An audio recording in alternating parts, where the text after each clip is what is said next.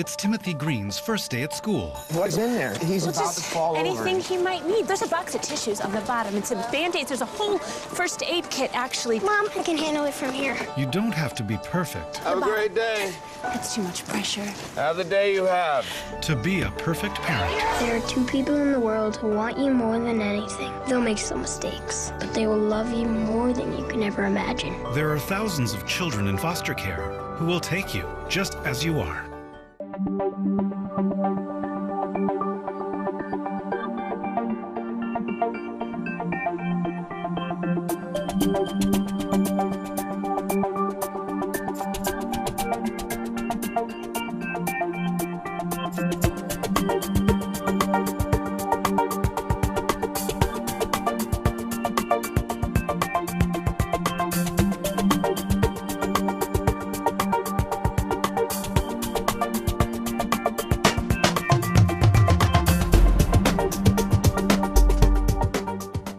Welcome to This Week with Sheriff Dave Phelan, a weekly program here on LSN Television. And we're also carried by a number of our radio affiliates throughout Fairfield County. Do appreciate you, the viewers and listeners that join us each and every week.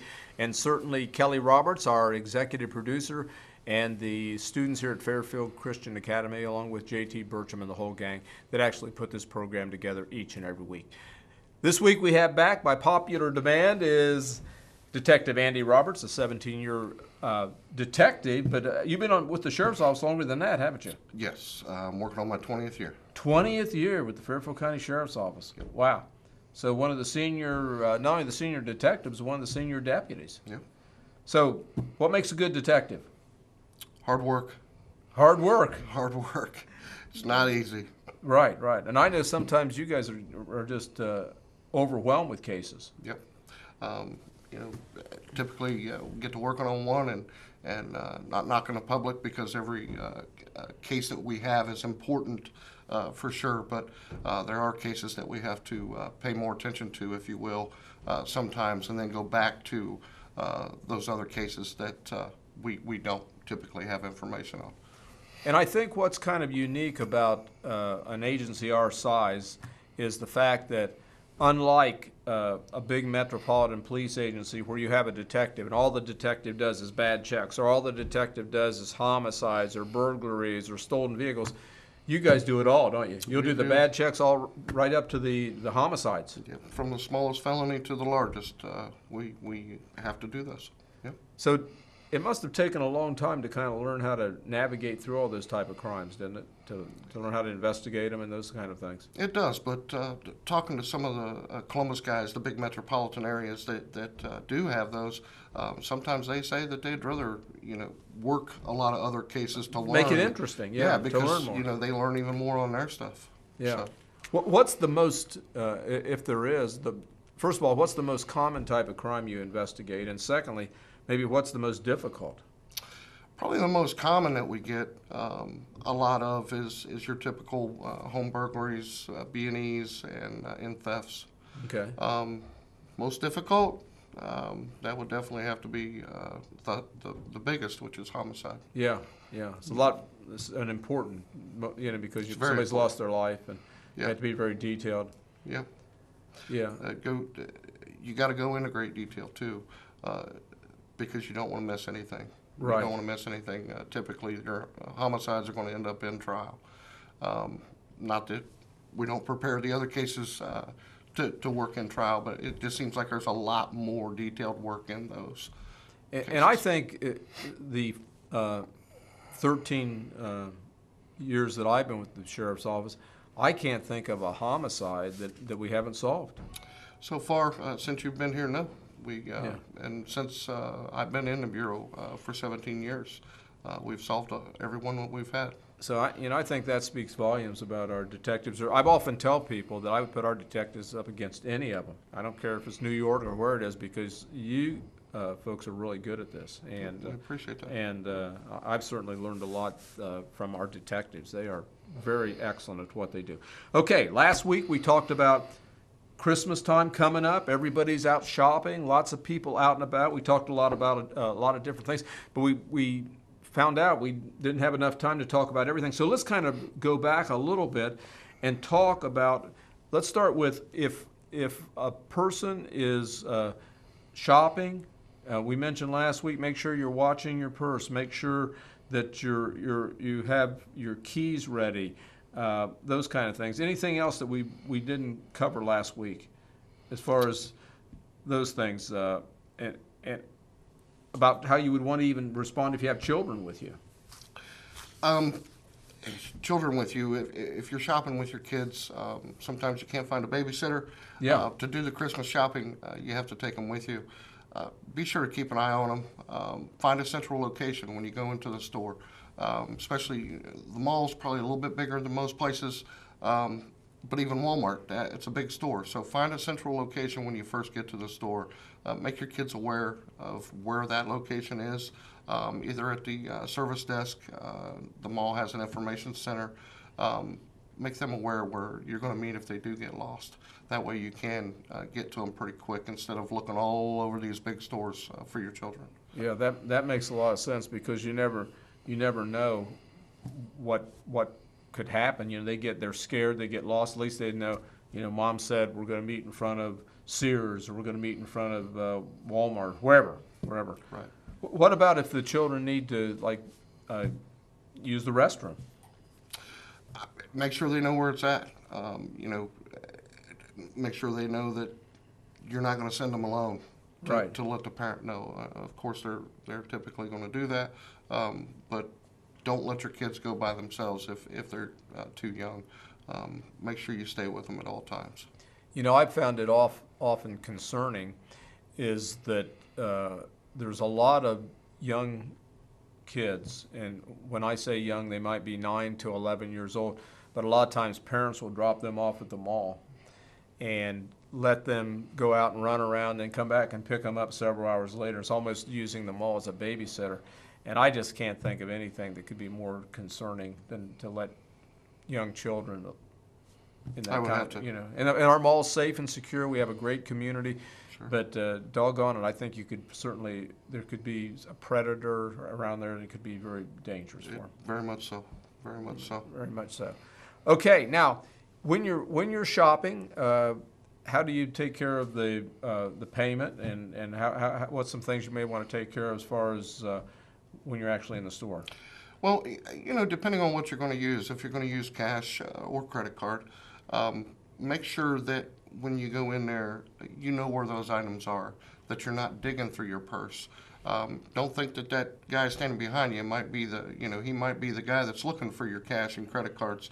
And when you open that purse and you're digging through it, he's going to see everything that you have. If you've got a lot of credit cards, you might be a pretty good target to him. When you leave the store, one of the things I didn't touch base on last week was make sure, if you use a credit card or a check, make sure that you watch to see if somebody else is coming through the line behind you. Because one of the things that we've had happen is, I don't like to say it, but unfortunately the cashiers sometimes aren't the straightest people, and they can print off another receipt right after you leave, and they've got all your information right there on that receipt. We've had several cases like that, especially when people go on vacations or different things and they file reports with our office. Make sure that you're watching to make sure that another receipt's not printed off so that they don't have your credit card information. They don't need your physical card to order something, so be sure that that's not done. And I might also add, Detective Roberts, I think it's important that if you are suspicious of someone, trust your instincts. So in other words, if you're about to walk out of that store and you're heading to your car and you see something that doesn't look right, you see something that's suspicious, make sure you go back in, let the mall security know, let somebody know about that. Most definitely. And again, try to gather all the information you can. If they're getting into a vehicle, get that information for us.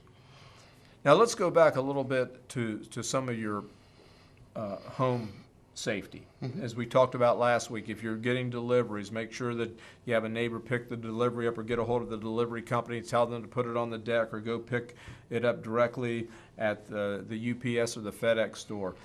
But you had a really kind of a neat camera that you may want to share with us that you brought. Yes. This is actually a deer camera that you can set in the, people typically use it for hunting. what happens is you can set this up for your residents also, and use these to capture either video or cameras for us. This one here is an undetectable flash. This is one that I keep personally. Some of them do have flash capabilities, so keep that in mind when you're purchasing them. Try to get the undetectable flash. That way, if somebody is pulling into your residence, they don't see that flash going off. They see the camera. Believe me, they're going to take that camera because they know what it is. This camera will also, it's a motion sensor camera. Okay. So when you drive by it, it's going to take the photograph. So be mindful how you set these up. Typically, it'll take a picture within a second. So if you set it up directly on the side of a car, that car may be past the camera by the time it takes the photograph or the video. So you want to put it at an angle. If you are setting up one of these at your home, test it before you use it. See if it is taking good pictures. Pull your car into your driveway. See if you're getting the whole car. What we're looking for is a good shot of the license plate. But yes, these are a great item to have. You can also get video. That'll also do that. Great item. Some of the video also you can set up in your home on your computer system. You have the capabilities to have that sent elsewhere, such as your email or anything like that. Wow. So if they do get your camera or they do get your computer system, you still have that. You have the photographs off-site. Now, is a camera like that this expensive? Not really. Anywhere from $49 to, it depends on really what you want. Okay. You can get into $300 cameras, but you can pick up one of these for about $49 these days. Wow. They're pretty inexpensive to have, and if that helps solve your case. Is operated by battery? Yep. Okay. That one there in particular takes 8 batteries. It'll hold battery life. That camera in particular will hold battery life for almost a year. Oh. So, read up on them, make sure you know what you're getting into, and it's a great buy to protect your property. But that's a great idea when we talk about home safety and those type of things. It's funny, as the sheriff, I get a lot of calls on this over the course of the day. And during the program, I've gotten about 3 calls, so I kind of try to navigate and see what's going on that front. So we talked a lot about safety if you're shopping. We've talked about safety at home. And, when we talk about home, what about maybe because school is in now, that we have snow days, we have parents working, we're going to have kids out for school, are some things that kids might want to keep in mind if we have younger kids that are home while their parents are gone? Well, for the parents, and my parents even did it, if we were going to be left at home alone, when I was 12, 13 years old, right. My parents told me don't answer the door. Don't answer the door if anybody comes. These days, if you don't answer that door and a bad guy, if you will, is knocking on your door, they're going to kick that door in. That's what they're checking when they're knocking on your door, is to see if anybody's at home. If you have children at home, I understand where you're coming from to protect them in that sense, but you don't want somebody to kick in the door if they're not answering. So at least go to the door. They don't have to open the door, but acknowledge that somebody's in that residence so that these guys don't kick the door in and then they're in a situation at that maybe point. Say my dad's in the shower, come back another time, yell at the door, don't open the door, and then maybe call us. Yes, most definitely. Have the TV on, when they are there. Don't let them go back in their bedrooms. Make sure they're out in the front room where the door is so they can see if people's pulling in during the day, especially with snow days coming up, like you said. That's great advice. Detective Andy Robberts with us the last couple of weeks. Do appreciate you, appreciate your service to our county, and appreciate your wife, Kelly Roberts, that produces and puts this program together, along with the students here at Fairfield Christian Academy. The clock on the wall says we're out of time until next week. Same time, same place. God bless, and we'll see you right here next week.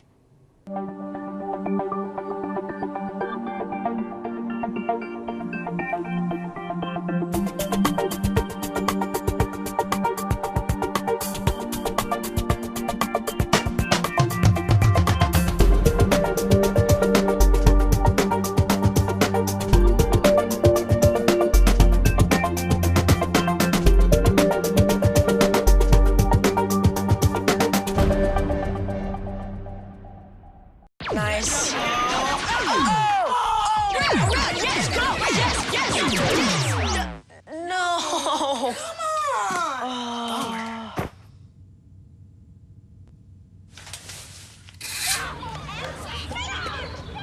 Yeah, sure. Let's go. Moms everywhere are finding ways to keep kids active and healthy. Works every time.